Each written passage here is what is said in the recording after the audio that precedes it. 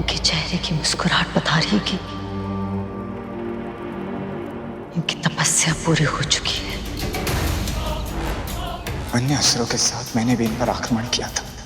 यदि गरुड़ ने इन्हें बता दिया कि मैं यहीं पर हूं तो कहीं ऐसा ना हो कि ये मुझे श्राप देकर भस्म कर दे। नहीं नहीं, ऐसा नहीं हो सकता।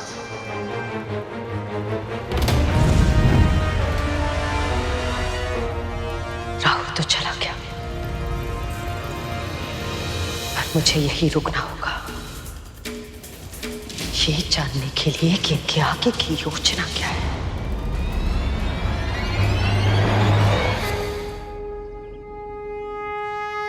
कल्याण हो।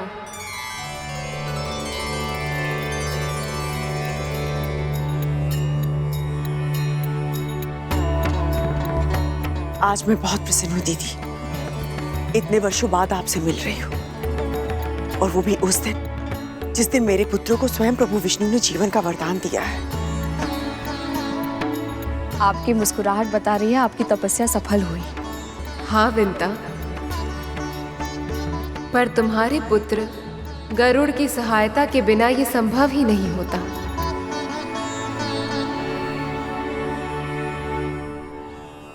कहाँ है वो? माँ,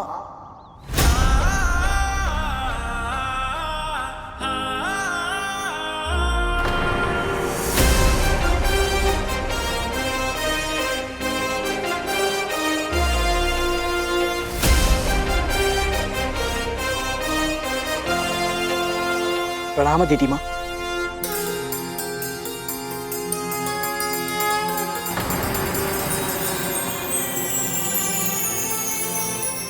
जब मैंने आपको पहली बार देखा था, आप गहन तपस्या में लीन थे।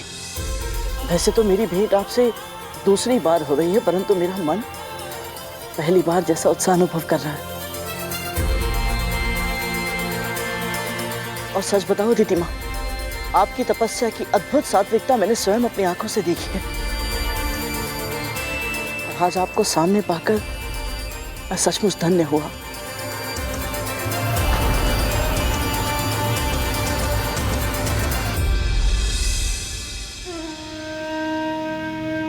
दासत्व का धागा अवश्य कद्रू ने गरुड़ को भी दास बनाया होगा।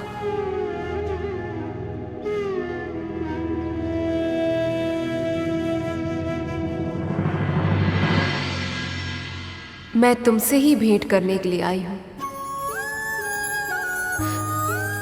तुम्हारे परोपकार के लिए तुम्हें धन्यवाद देने।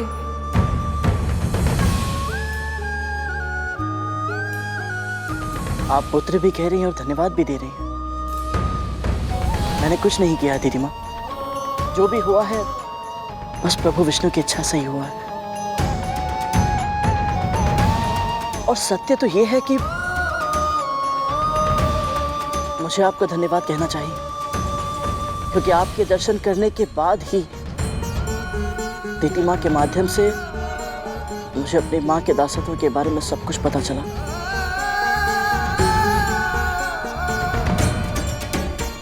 दीदी, आपकी तपस्या सफल हो गई है, तो देवताओं को दानवों पर विजय पाने का कोई ना कोई हल तो अवश्य मिल गया होगा।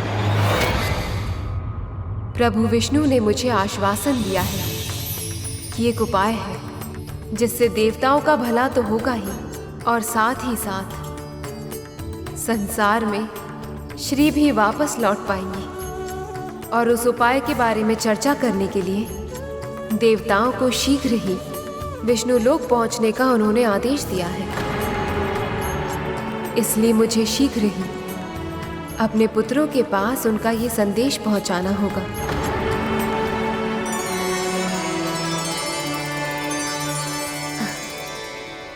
विंता, तुम्हारा पुत्र शक्तिशाली तो है ही, और इसका अनुभव मैं पहले ही कर चुकी हूँ। परंतु मैंने ये सुना है कि ये बहुत दूर की यात्रा बहुत कम समय में कर सकता है।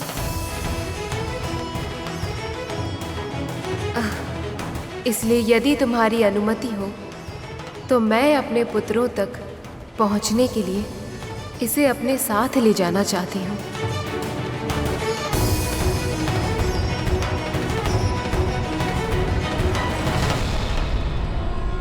अपने पुत्र के पास जाने के लिए इन्हें गरुड़ की क्या आवश्यकता?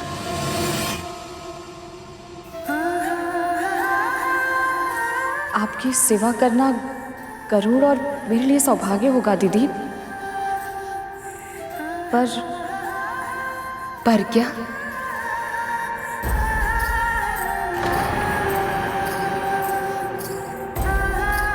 परंतु अपनी माँ की अनुमति से भी अधिक मुझे महारानी की अनुमति की आवश्यकता है। मैं इनका दास जो हूं,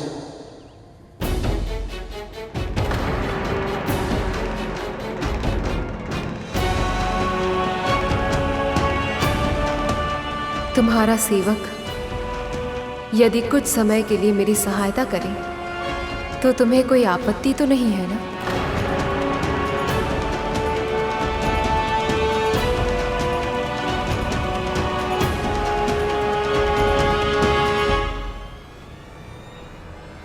नहीं नहीं दीदी, मुझे भला कोई आपत्ति क्यों होगी?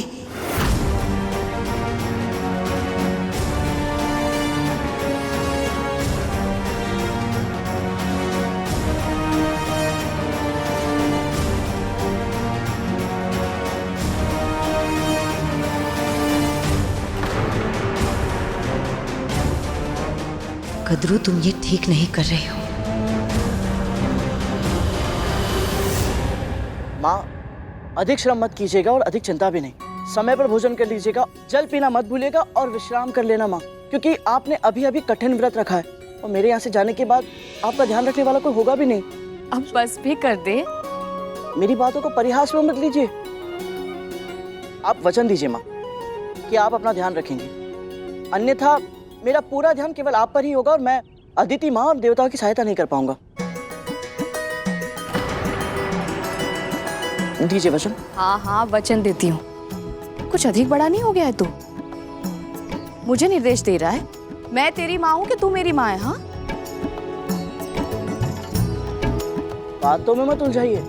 आपने वचन दिया है, अब इसका पालन करना पड़ेगा आपको। करूँगी पालन, अवश्य करूँगी। ध्यान रखूंगी मैं अपना, और तू भी अपना ध्यान रखना।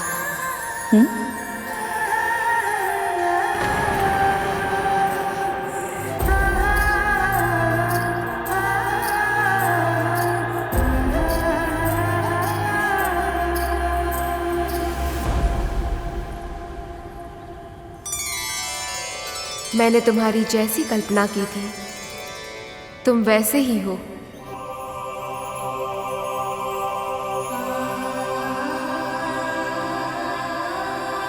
मैं जानती हूं कि तुम अपनी मां के लिए अत्यंत चिंतित हो,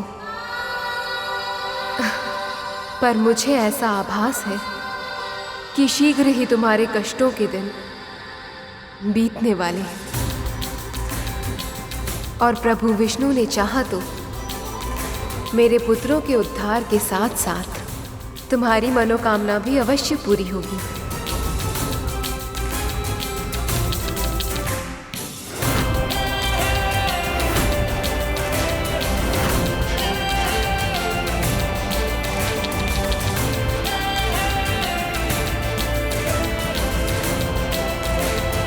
आज्ञा दीजिए माँ।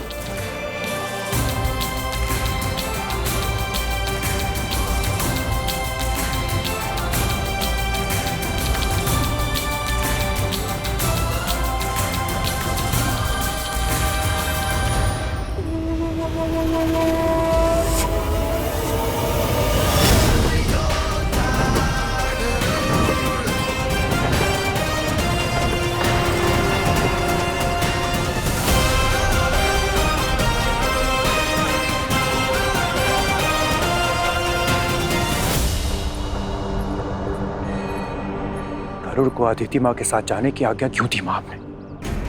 हाँ माँ, अभी तो हमने इसे हमारे भाइयों के साथ हुई दुर्घटना के लिए दंडित भी नहीं किया था, तो फिर? तुम्हें क्या लगता है? मुझे अच्छा लगता है कि वो मेरी बहुत से दूर जाए, किंतु क्या करती मैं? अदिति दीदी का व्यक्तित्व ही कुछ ऐसा है कि मैं चाहकर भी मना नहीं कर पाई उन्हें।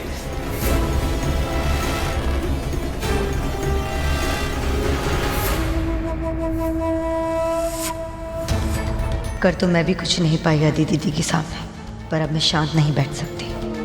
मुझे शीघ्र ही बलि को बताना होगा कि अदिति दीदी की तपस्या सफल हो गई है और देवता विष्णु से भेंट करने जा रहे हैं।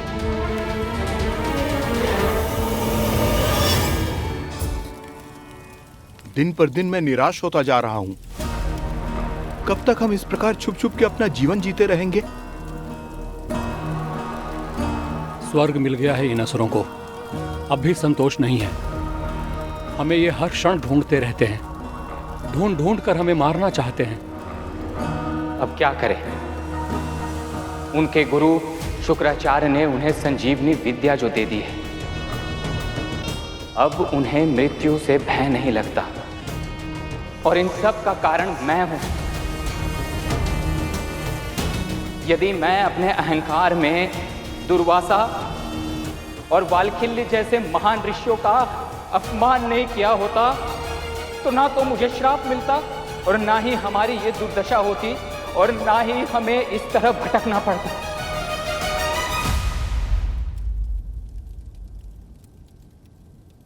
और अब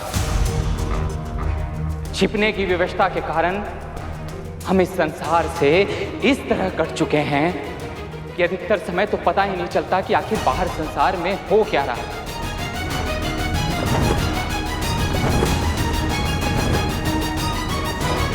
ये ध्वनि कैसी है?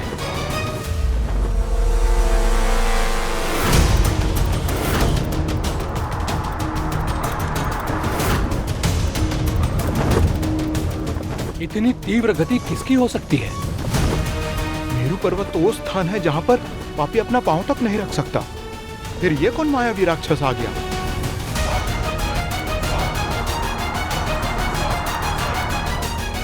बलि ने स्वर्ग पर अधिकार कर लिया है और अब तो नारायण ही जाने कि ये किन किन शक्तियों को इकट्ठा कर चुका है और किस किस को अपना सहयोगी बना चुका है।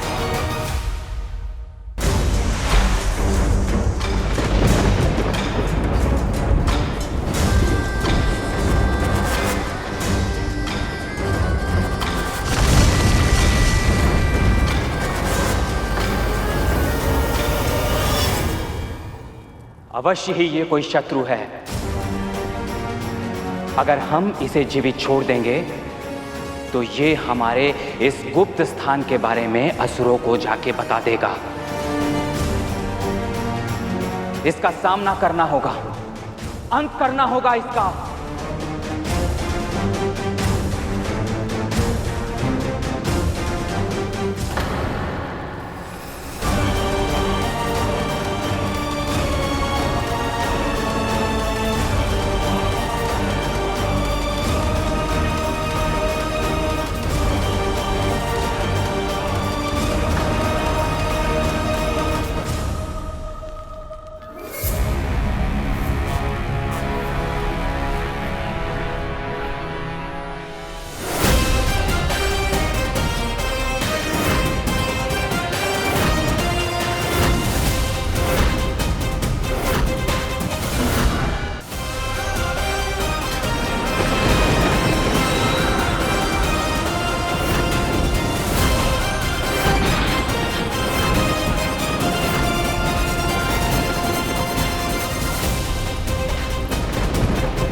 ठहरो पुत्र,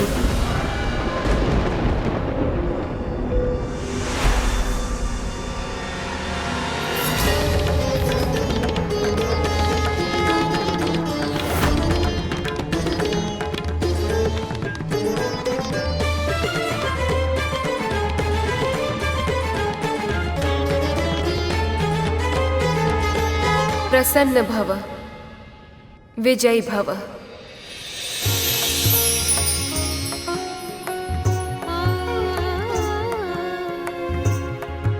मित्र को शत्रु समझने की भूल मत करो पुत्र। प्रतिद्वंदी नहीं है ये, रक्षक है। मेरी रक्षा और मेरी तपस्या की रक्षा इसी ने की है। अन्यथा वज्रांग की पूरी सेना ने तो कोशिश की थी मेरी तपस्या भंग करने की। पूरी असुर सेना पर विजय पाने वाला ये महापराक्रमी योद्धा तुम्हारी विमाता विंता का दूसरा पुत्र है, गरुड़।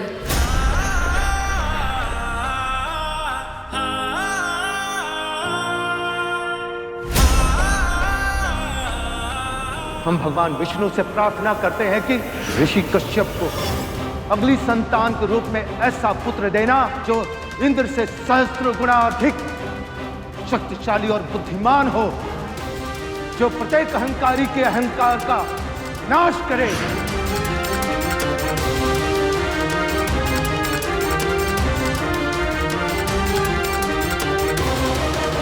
आप सभी को मेरा सादर प्रणाम।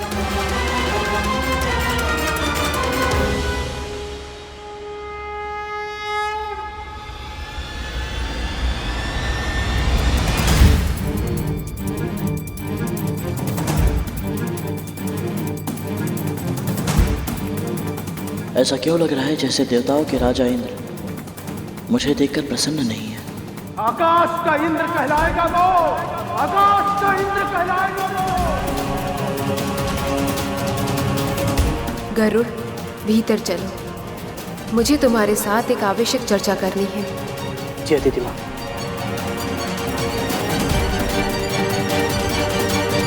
प्रभु, गरुड़ के कारण ही माँ अदिति की तपस्या पूरी हो पाई है, वे सुरक्षित रह पाई हैं। फिर भी देवराज इंद्र गरुड़ को शत्रुता की दृष्टि से क्यों देख रहे हैं? क्योंकि ईर्ष्या की भावना ही विषैली होती है शेष। वो व्यक्ति की बुद्धि को भ्रष्ट कर देती है और मन की अन्य भावनाओं को नष्ट कर देती है।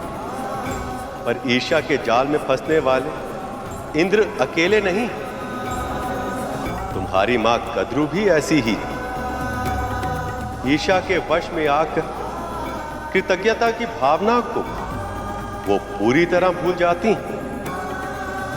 पर वो व्यक्ति जो दूसरों के द्वारा किए गए उपकार को सदैव स्मरण रखता है, उसका जीवन के प्रति दृष्टिकोण ही बदल जाता है। वह आसपास की बुराइयों को भूलकर केवल उसे देखता है जो उसके जीवन में शुभ है, अच्छा है। ऐसा गुण रखने वाला व्यक्ति सदैव प्रसन्न और संतुष्ट रहता है, जैसे कि आज देवी विंता है।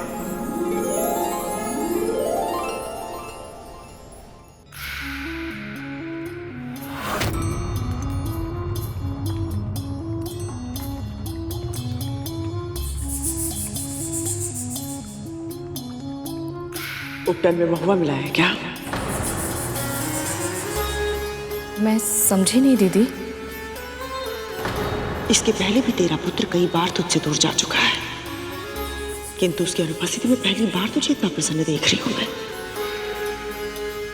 हाँ दीदी, इस बार की तो बात ही कुछ भिन्न है। इस बार मैं गरुड़ के लिए चिंतित नहीं हूँ, प्रसन्न हूँ, क्योंकि अदिति दीदी उसे प्रभु विष्णु का संदेश पहुंचाने के लिए अपने साथ लेकर गई हैं।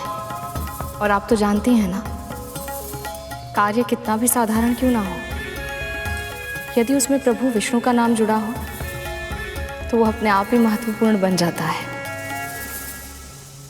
और यदि अदिति दीदी जैसी सात्विक प्रकृति की स्वामिनी किसी को अपनी सेवा का अवसर दे तो इसके पीछे कोई अच्छी भावना ही छुपी होगी। क्या पता वो मेरे पुत्र को आशीर्वाद देना चाहती हूँ। अभी भी आशीर्वादों की कमी है तेरे पुत्र को? आज तक जो मिले वो पर्याप्त नहीं है क्या? मेरा वर्थ नहीं। जा यहाँ से। वन से लकड़ी लेकर आओ, महाभोग की तैयारी करो। मेरे पुत्र दुर्बल हो चुके हैं, उन्हें अपनी शक्ति फिर से प्राप्त करने के लिए अच्छे भोजन की आवश्यकता है। जा यहाँ से। जी।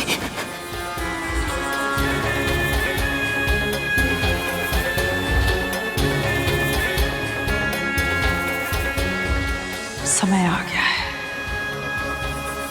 ये संसार मेरे पुत्रों को महत्व दे। नारायण ने मुझे ये तो नहीं बताया कि उनका उपाय क्या है, परंतु आश्वस्त अवश्य किया है कि उनके इस उपाय से केवल देवताओं की ही नहीं परंतु समस्त संसार की सहायता होगी, अखिल विश्व का कल्याण होगा, क्योंकि उनके इस उपाय के कारण ही श्री सृष्टि में लौट पाएंगी। अर्थात आपके कहने का अर्थ यह है कि माता लक्ष्मी और प्रभु विष्णु का विवाह समाप्त होने वाला है। वो दोनों फिर से एक होने वाले हैं। ये तो बहुत ही शुभ समाचार है दीदी माँ। हमें शीघ्र ही विष्णु लोक की ओर प्रस्थान करना चाहिए। शीघ्रता में किया हुआ कार्य हानिकारक भी हो सकता है गरुड़। पहले से ही असुर हमें चारों ओर खोज रहे हैं और अब तो दीदी माँ और राहु को भी पता चल गया है कि माँ की तपस्या पूरी हो गई है। रही बात प्रभु विष्णु की ओर प्रस्थान करने की, तो प्रभु विष्णु ने स्वयं हमें अपने लोक में आने का आदेश दिया है। और यदि असुरों ने हमें ढूंढ लिया और हमारे ऊपर आक्रमण कर दिया तो? हम चाहे भी तो उनका सामना नहीं कर सकते। यदि हम उनको मार भी दें तो वो तो राक्षस हैं। संजीवनी विद्या से वो फिर से जीवित हो जाएंगे और फिर हमारा क्या होगा? वही जो नारायण चाहेंगे। और वैसे भी जब वो हमारे साथ है तो हमें किस बात की चिंता? सही कह रहा है गरुड़। तुम सब एक काम करो, तुम सब इसी क्षण नारायण के पास जाओ और गरुड़ को भी अपने साथ लेकर जाओ। पूरी असुर सेना का सामना किया है इसने, कुछ तो विशेष है इसमें। हो सकता है कि इसका साथ तुम सब में फिर से साहस का संचार कर दे। जो आज्ञा मां।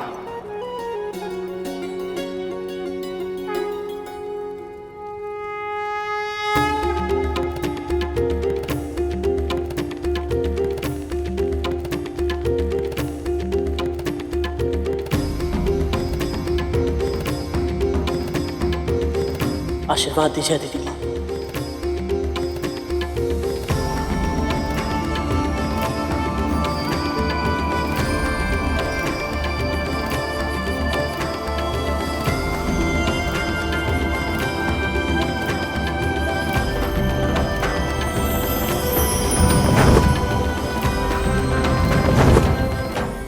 गति तुम्हारी शक्ति है, हृदय में साहस है, आत्मा अच्छाई की प्रतीक है और तुम्हारे पंखों में है आशा, समस्त संसार की आशा।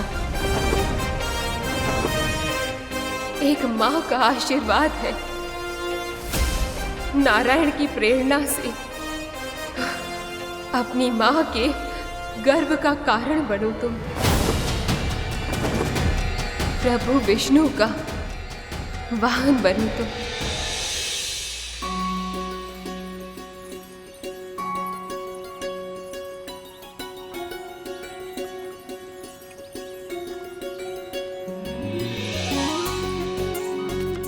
दीदी के सामने तो बोल नहीं पाई, पर सत्य तो ये है कि आज पहली बार गरुड़ कद्रू दीदी की दास्तां से मुक्त होकर प्रभु विष्णु के कार्य के लिए गया है।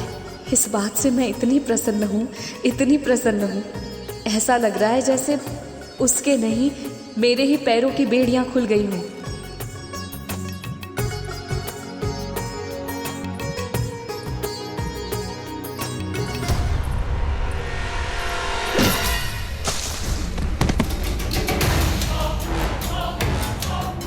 क्या दिखाई नहीं देता?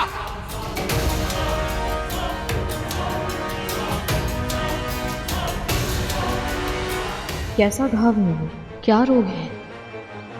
ये गंध इन्हीं घाव की लग रही है। कौन है ये लाचार व्यक्ति? कामदेव का अवतार में जो मेरे ऊपर से दृष्टि नहीं हटती तेरी। यहाँ बैठे बैठे एक कोड़ के रोग का उपवास बताना चाहती है।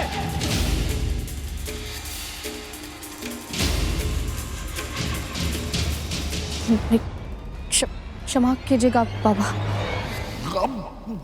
वट वृक्ष की तरह जड़कर खानी क्यों है? चल भाग यहाँ से।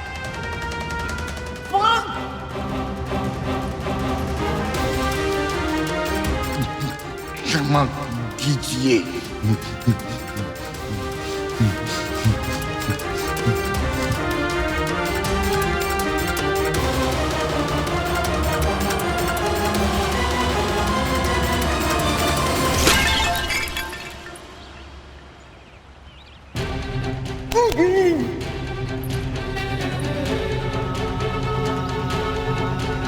गड़ा नहीं फूटा, भाग्य फूट गया मेरा।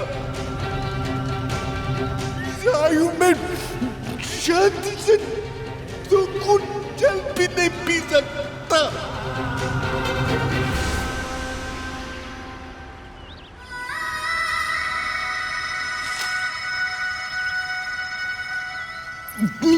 नारियां तो निकट क्यों आ रही है? खाना जाए यहाँ से। क्या दयालु बनने का स्वांग मत कर। खाना जाए यहाँ से, जाओ। कैसे व्यक्ति हैं ये? मैं सहायता करना चाहती हूँ, फिर भी क्रोधित हो रहे हैं। पर मैं इन्हें प्यासा भी तो नहीं छोड़ सकती।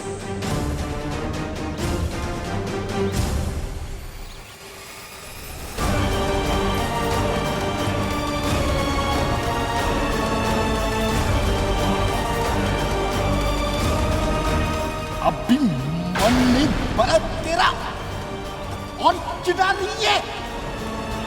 देख नहीं रही मेरे हाथ कांप रहे, ये भी गिर जाएगा। जल पिलाना है तो अपने हाथ से पिला, वरना जाया।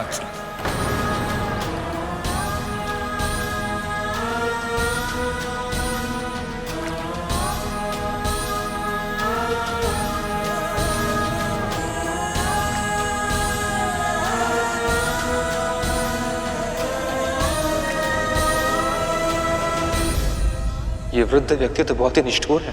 ये उस असुर की भांति है जो कभी संतुष्ट नहीं होती। आपने सही कहा प्रभु, किंतु विंता मां का हृदय तो करुणा का सागर है। किसी के भी कष्ट का आभास पाता है तो क्षण भर में पिघल जाता है। पर आज उनकी करुणा नहीं, सेवा की परीक्षा होगी। हाँ शेष, अब देखना ये है कि क्या देवी विनता अपनी सेवा से उस वृद्ध का हृदय पिघला पाती हैं या नहीं। पर यह सब बाद में, अब तुम अपने प्रिय भाई से मिलने की तैयारी करो।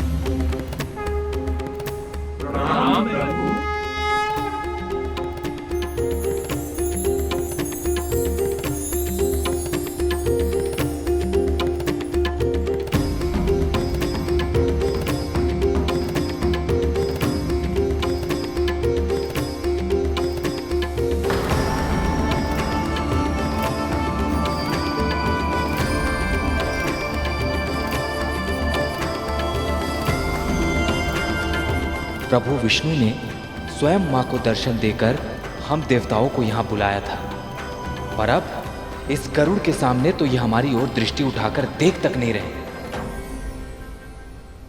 प्रभु, मैं बता नहीं सकता, इस तरह आपको शेषनाग भैया की शैया पर विश्राम करते देख मुझे कितनी प्रसन्नता हो रही है। ऐसा लग रहा है जैसे ये सौभाग्य मेरे बड़े भैया को नहीं, स्वयं मुझे प्राप्त हुआ है।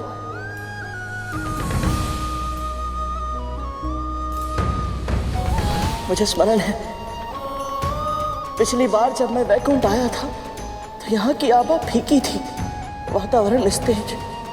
परंतु अब आप समाधि से बाहर आ गए प्रभु, और यहाँ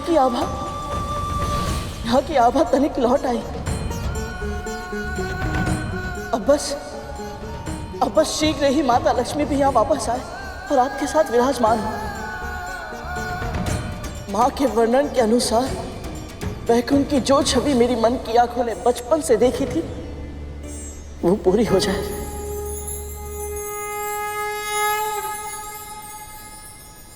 सत्य कह रहे हो गरुड़। लक्ष्मी के जाने के पश्चात केवल वैकुंठ ही नहीं, स्वयं मैं भी अधूरा हूं। मैं तो केवल ये कल्पना कर सकता हूं कितने लंबे विरह के बाद मेरी प्रिय, मेरी लक्ष्मी कितनी पीड़ा सहती होगी।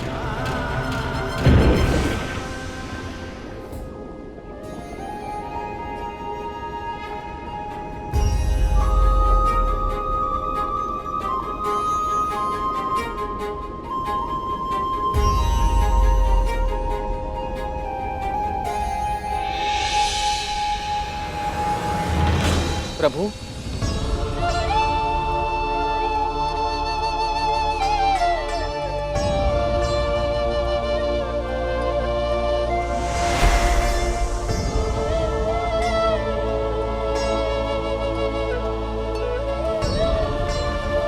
प्रणाम गुरुदेव।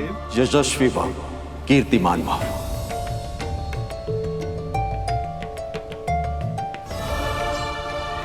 प्रभु विष्णु जब जब ऐसे गहन विचारों में लीन होते हैं तब तब सदैव ही कोई ना कोई उपाय, कोई ना कोई विचार उत्पन्न होता है जो सृष्टि को पूरी तरह से परिवर्तित कर देता है।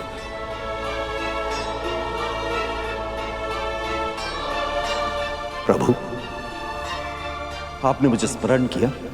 मैं जानता हूं कि असुर संजीवनी विद्या के कारण मृत्यु को परास्त कर स्वर्ग के सुखों को भोग रहे हैं और आप सब यहाँ उस योजना की प्रतीक्षा कर रहे हैं जिससे असुरों का सामना करने में आपको सहायता मिले।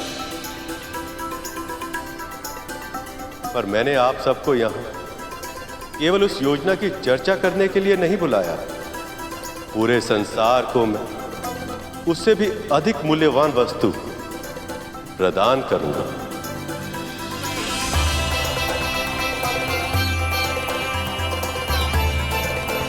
महर्षि दुर्वासा के श्राप के बाद देवी लक्ष्मी के साथ साथ कामधेनु, ऐरावत, उच्च श्रवा, रंभा और अनेक अन्य रत्न भी स्वेच्छा से समुद्र के भीतर समा गए थे और अब उन्हें वापस लाने के लिए, संसार के कल्याण के लिए आप सबको मिलकर क्षीर सागर का मंथन करना होगा।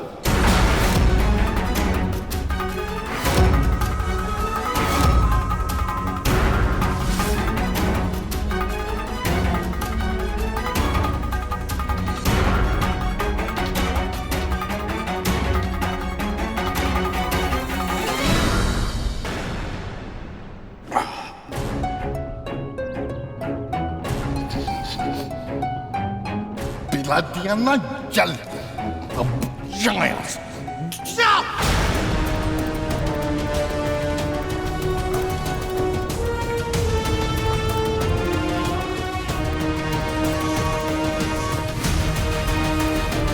कीड़े पड़े तुझे, पशु नोट नोट के खाए तुझे। कितने कृतघ्न व्यक्ति हैं ये। मैंने इन्हें जल पिलाया और ये आशीर्वाद देने के स्थान पर ऐसा भयानक श्राप दे रहे हैं। कब तू पकेगा और कब तू मेरी झोली में गिरेगा ताकि मैं तुझे उठाऊं और खाऊं। भूख के मारे मेरे प्राण जा रहे हैं। तो रहे तू, परोपकार का भाव ही नहीं है। वृद्ध पर तुझे दया नहीं आ रही। हे प्रभु, बहुत बड़ी भूल हो गई मुझसे। मैंने इन्हें कृतघ्न कह दिया, जबकि ये तो इस आम के फल से बात कर रहे थे।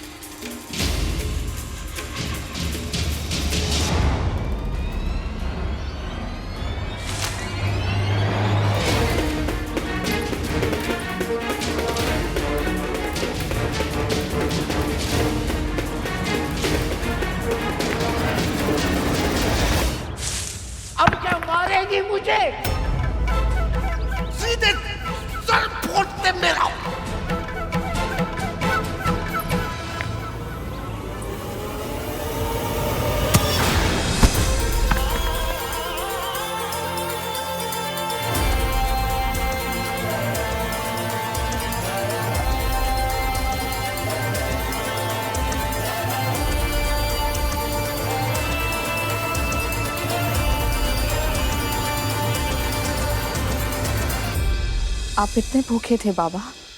क्यों? तू मेरी माँ है क्या?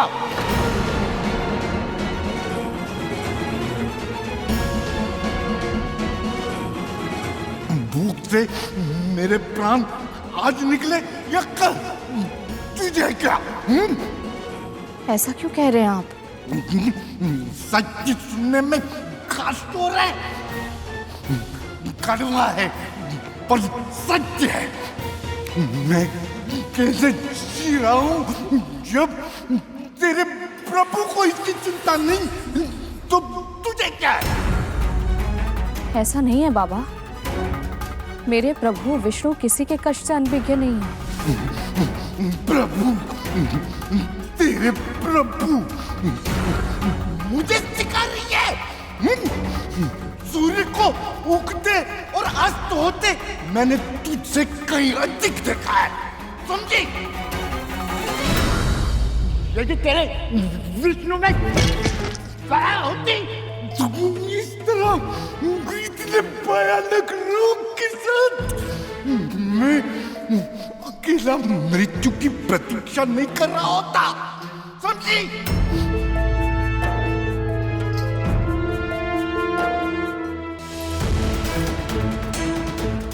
आप अकेले नहीं रहेंगे बाबा, प्रभु की प्रेरणा से ही मैं यहाँ आई हूँ। आप मेरे साथ मेरे घर चलिए। बकवास कर रही है मेरा? नहीं बाबा। इतनी दूर है तेरा घर? लगभग 1 कोस दूर। 1 कोस दूर कैसे जाऊंगा मैं इन पैरों से? बाबा, मैं स्वयं आपको लेकर चलूंगी, आपको कोई कष्ट करने की आवश्यकता नहीं होगी। हाँ? रास्ते में छोड़ दिया तो? मेरा विश्वास कीजिए, ऐसा कुछ नहीं होगा बाबा। आप चलिए मेरे साथ। हाँ,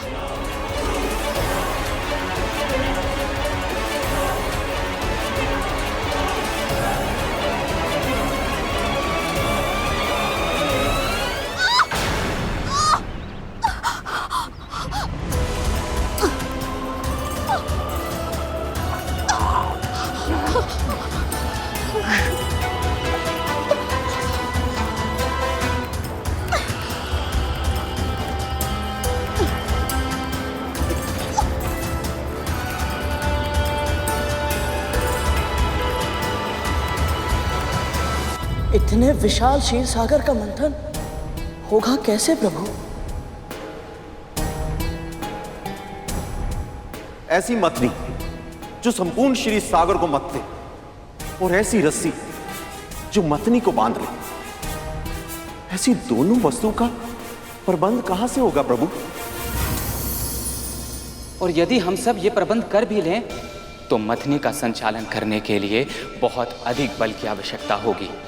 आप सत्य कह रहे हैं देवराज, और इसी कारण ये कार्य आप देवता अकेले नहीं कर सकते। इसके लिए आपको असुरों की सहायता लेनी होगी। समुद्र मंथन को संभव बनाने के लिए असुर सम्राट बलि से संधि करनी होगी।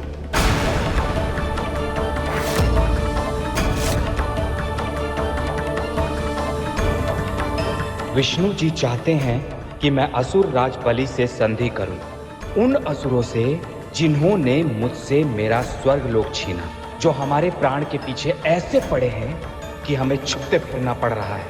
ये संधि नहीं होगी, कभी नहीं। तो ये कैसे संभव है प्रभु? देवों और दानवों की शत्रुता तो अनंत काल से चली आ रही है, ये अचानक से समाप्त कैसे होगी प्रभु? जब तक सत्ता और शक्ति के शीर्ष पर देवता विद्यमान थे, तब तक असुरों से अपनी कोई भी बात मनवाना हमारे लिए संभव था। परंतु आज तो सत्ता और शक्ति असुरों के पास है। वो ऐसा कोई भी कार्य क्यों करेंगे जो देवताओं को शक्तिशाली बना रहा हो? असुर राज बलि अन्य असुरों से भिन्न है गुरुदेव, ईश्वर भक्त है वो। मैंने स्वयं देखा है, मैंने स्वयं उन्हें महादेव की पूजा करते हुए देखा है। मुझे लगता है संभावना प्रबल है कि वो अरे असुरों के बारे में जानते ही क्या हो तुम?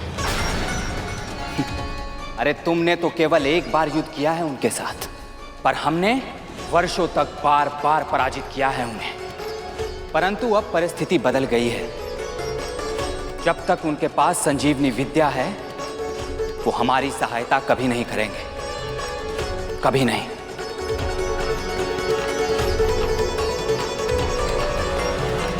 संजीवनी विद्या के कारण इस समय शक्ति का समीकरण असुरों के पक्ष में, पर यदि कोई ऐसी वस्तु हो जिससे शक्ति का समीकरण संतुलित हो जाए तो? आपके कहने का अर्थ क्या है प्रभु? समुद्र मंथन में एक ऐसी वस्तु भी उत्पन्न होगी जिसकी शक्ति संजीवनी विद्या से भी अधिक होगी।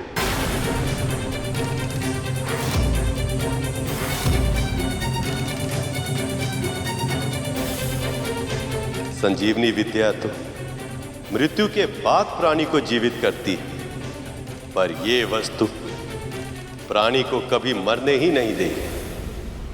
ये सभी प्राणियों को अजर अमर बना देगी।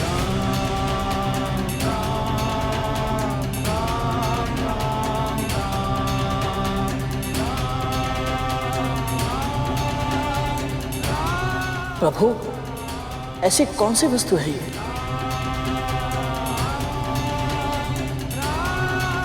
अमृत।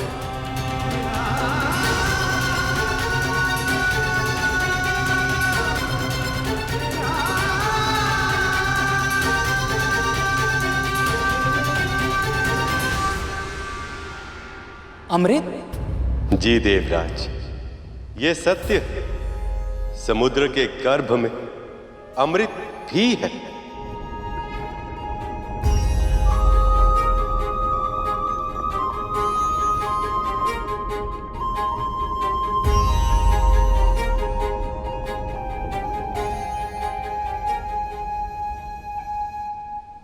प्रभु, ये अमृत हमें ही मिलना चाहिए, क्योंकि संजीवनी विद्या के कारण असुरों के प्राण मृत्यु के बाद भी लौट आते हैं और हमारे पास उनका सामना करने के लिए कोई उपाय नहीं है। और यदि हमारे समुद्र मंथन के बाद निकला हुआ अमृत भी दानवों को मिल गया तो हमारी समस्या बढ़ जाएगी प्रभु।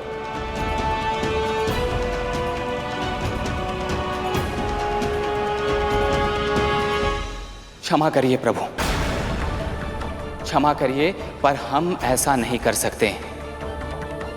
असुर सम्राट बलि से संधि नहीं कर सकते हैं हम प्रभु।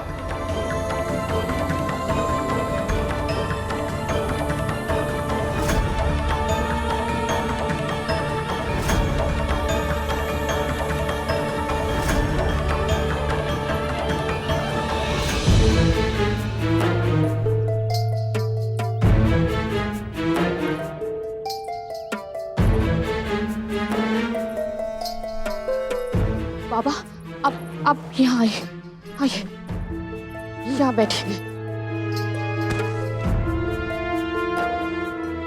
यहाँ क्यों बिठा दिया? तू तो मुझे भीतर ले जा रही थी ना? बाबा, मैं आपको अवश्य भीतर ले जाऊंगी, बस एक बार अंधेरा हो जाए, तब तक आपको यहीं प्रतीक्षा करनी होगी। अंधेरा होने के बाद अगर भीतर नहीं ले जाना था तो इतना कष्ट देकर मुझे इतनी दूर जंगल से क्यों लेकर आई? बाबा, आप थोड़ा शांत हो जाइए। अगर किसी ने सुन लिया तो? सुन लिया तो सारी सुख सुविधाएं सामने देखने के बाद भी नरक जैसी अवस्था में यहाँ बैठा रहूंगा। मुझे कैसा लगेगा? कैसा लगेगा? ये महल मेरा नहीं है बाबा, ये मेरी बड़ी बहन का है। मैं तो केवल एक दासी हूँ। पर आप चिंता मत कीजिए, मैं आपको अपनी कुटिया में लेकर जाऊंगी। बस संध्या तक प्रतीक्षा करनी होगी। कुटिया में ले जाएगी। वहां मुझे कौन सी सुख सुविधा मिलेगी? वहां तो बिछोना भी मेरी पीठ में चुभेगा। इससे अच्छा तू मुझे वापस वही जंगल में छोड़ दे। मैं आपका पूरा ध्यान रखूंगी बाबा, आप बस शांत हो जाइए। यदि मेरी स्वामिनी को पता चल गया तो वो ना आपको यहाँ रहने देंगी ना मुझे। बिंदा, तू लकड़ियां लेने गई है या वृक्ष उगाने? हे नारायण, लकड़ियां तो वहीं छूट गई, अब क्या होगा? अपनी स्वामिनी का स्वर सुनकर इतनी श्वेत पड़ गई तू। ऐसी दशा तो तेरी तब नहीं हुई जब इतने कष्ट देकर मुझे तू इतनी दूर से लेकर आई। अपनी स्वामिनी से इतना डरती है तू, मुझे अपने साथ कैसे रखेगी? हाँ बाबा, मैं आपको वचन देती हूँ, मैं आपको अपनी कुटिया में अवश्य ले जाऊंगी, बस अंधेरा होने के बाद। यदि तेरी स्वामिनी ने मुझे यहाँ से निकलवा दिया तो? ऐसा नहीं होगा बाबा, मेरी बहन के मुख से कड़वे वचन अवश्य निकलते हैं, पर वो हृदय से बुरी नहीं है।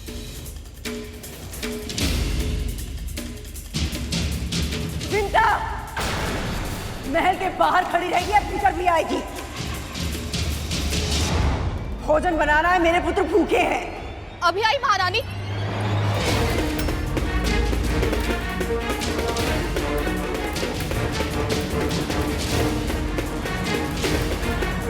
शीघ्र लौट आना, संध्या होने से पहले मुझे यहाँ से लेकर जाना। यदि ऐसा नहीं किया तो ऐसा श्राप दूंगा, तेरा बाकी का जीवन और भी अधिक कष्टों से भर जाएगा, समझी?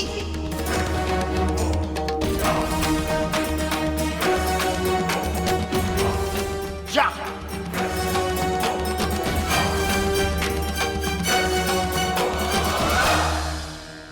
वन जाने से पहले ये इतनी प्रसन्न थी कि अब जीवन में कुछ भी बुरा क्यों ना हो जाए, इस पर कोई प्रभाव नहीं पड़ेगा। किंतु अचानक ही थर थर कांप रही है। ऐसा क्या हुआ इस बीच? आप ये संधि करने से मना कैसे कर सकते हैं देवराज? यदि ये संधि नहीं हुई तो समुद्र मंथन भी नहीं होगा और अमृत देवताओं को भी नहीं मिल पाएगा। असुरों के समान शक्तिशाली होने का आप सभी के पास यही एक अवसर है, और जब स्वयं प्रभु विष्णु ये सुझाव दे रहे हैं तो इन्होंने सभी संभावनाओं पर विचार अवश्य कर लिया होगा। आपकी आशंका उचित है देवराज। यदि असुरों को ही अमृत मिल गया तो यह समस्या और उलझ जाएगी। परंतु गरुड़ भी सही कह रहे, आपको नारायण पे विश्वास करना होगा, क्योंकि प्रभु ने सदा ही धर्म और सत्य का साथ दिया और अभी भी वो अच्छाई पे बुराई की जीत नहीं होने देंगे। मंथन के कारण समुद्र के भीतर से निकले गए रत्नों में से किसे क्या मिलेगा ये तो भविष्य के गर्भ में, परंतु अभी मैं आपको यह आश्वासन अवश्य दे सकता हूं कि यदि आप अमर होना चाहते हैं तो यही समय है। इसके बाद ऐसा अवसर आपको कभी प्राप्त नहीं होगा। इसलिए आप भली भांति विचार कीजिए देवराज। अब आपको निर्णय लेना ही होगा कि आप अपने भय को जीतने देंगे या मुझ पर अपने विश्वास को विजयी बनाएंगे। प्रभु, आप पर विश्वास ना करने का तो प्रश्न ही नहीं उठता, पर देव और दानवों की संधि अकल्पनीय है। पर यदि क्षीर सागर का मंथन ही आपकी इच्छा है तो हम सब देव ये संधि अवश्य करेंगे।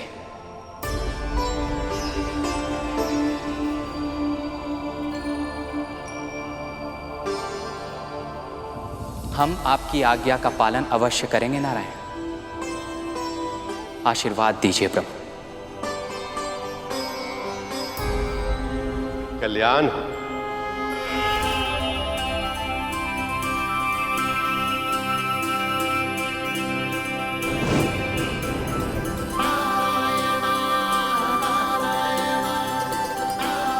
अब मुझे भी आज्ञा दीजिए प्रभु।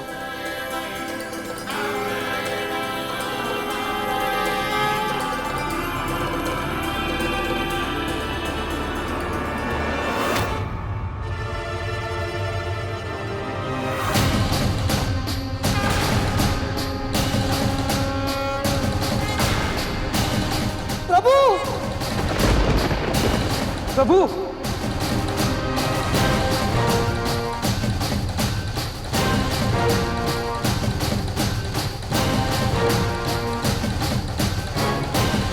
भैया भैया, ये प्रभु को क्या हो गया? प्रभु इतने दुर्बल क्यों दिखाई दे रहे हैं? मां लक्ष्मी के वियोग में न केवल प्रभु विचलित हैं, किंतु दुर्बल भी हो रहे हैं।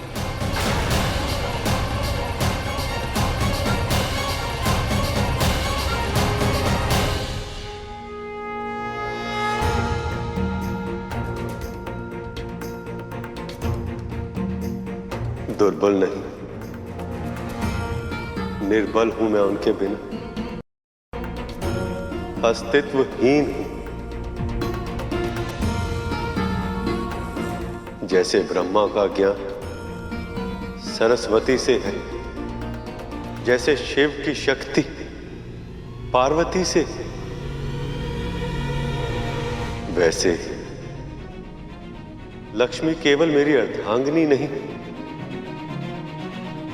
मेरा उत्साह, मेरी ऊर्जा,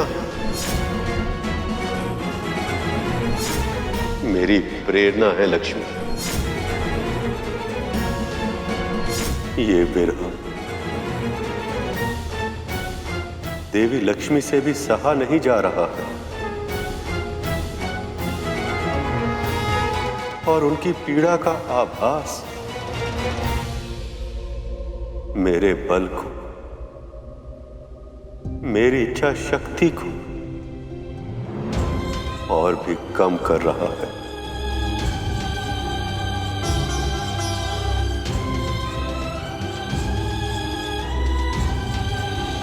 लक्ष्मी,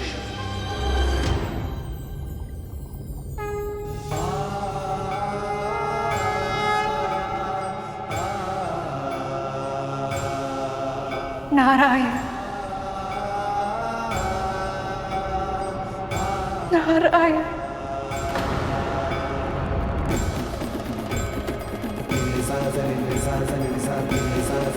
विरह की यह पीड़ा तो असहनीय हो रही है। यदि शीघ्र ही आप हमसे नहीं मिले, क्या आपने कोई संकेत नहीं दिया कि मेरी ये प्रतीक्षा समाप्त होगी? प्रभु, मेरे श्वास रुक जाएंगे, संवेदना से शून्य मात्र पत्थर बनकर रह गई हूं मैं। स्वामी। प्रभु, जब आप और माता लक्ष्मी एक दूसरे के बिना इतने कष्ट में हैं, तो आप दोनों एक क्यों नहीं हो जाते? क्यों एक ऋषि के श्राप के कारण इस तरह विवश है आप? जिन नियमों के अनुसार ऋषियों के श्राप का मान संसार के सभी जीव जंतु, मनुष्य, यहां तक स्वयं ईश्वर को भी करना पड़ता, वह सारे नियम मैंने ही बनाए। यदि मैं ही उन्हें तोड़ दूंगा तो शेष सभी उसका पालन कैसे करेंगे? श्री को इस संसार में लौटाने के लिए, देवी लक्ष्मी को विष्णु लोक में उनका स्थान फिर से दिलाने के लिए जो आवश्यक है, वो सब करने के लिए अपनी ऊर्जा का अंतिम कण भी प्रयोग कर रहा हूं मैं, किंतु हर बीते क्षण के साथ ये मेरे लिए और भी अधिक कठिन हो रहा है। मुझे तो भय है कि लक्ष्मी के साथ के बिना मैं ये कार्य पूरा कर भी पाऊंगा या नहीं।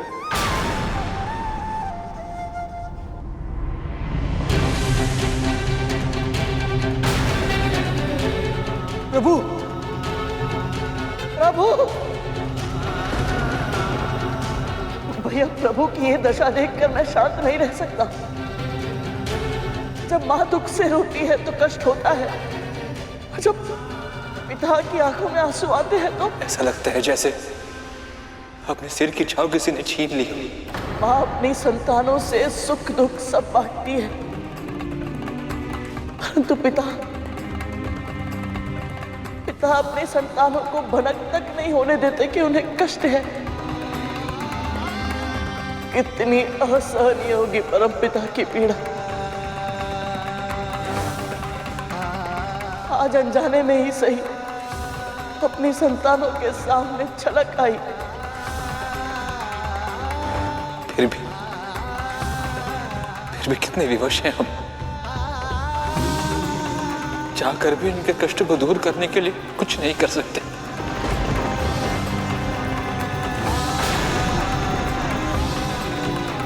मैं कर सकता हूं भैया।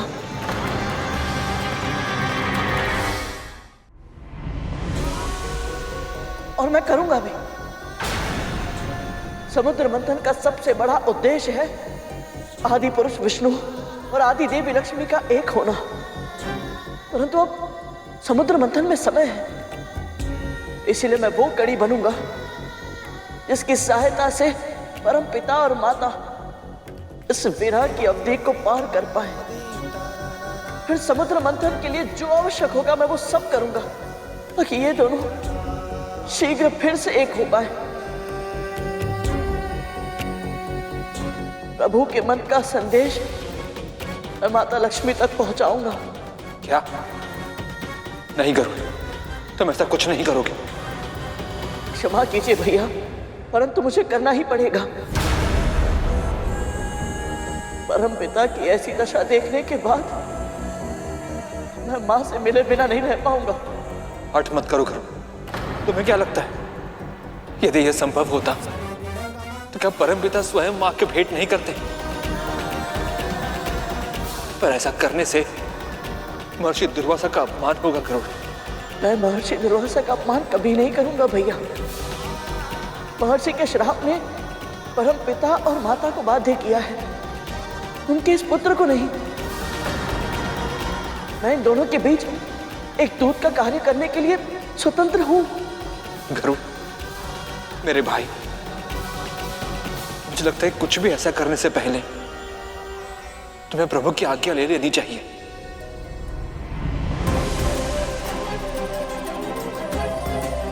नहीं भैया, अपनी अर्धांगिनी के प्रति प्रेम और महर्षि के श्राप के सम्मान में किसी एक का चुनाव करने के लिए प्रभु को मैं विवश नहीं कर सकता। मुझे यह कार्य प्रभु की आज्ञा के बिना ही करना पड़ेगा, ताकि नियम तोड़ने का कोई दोष लगे भी तो मुझ पर लगे, मेरे प्रभु पर नहीं। मान जाइए भैया, एक पुत्र को उसकी मां से मिलने के लिए मत रोकिए। पर गरुड़, माता तक पहुंचने के मार्ग कठिन है, तुम्हारे प्राण भी संकट में पड़ सकते हैं। प्रभु विष्णु और माता लक्ष्मी के विरह की पीड़ा के समक्ष मेरी मृत्यु तुच्छ है। इनका संदेश एक दूसरे तक पहुंचाने के लिए ये पुत्र सहस्त्र बार अपने प्राण न्यौछावर कर सकता है भैया।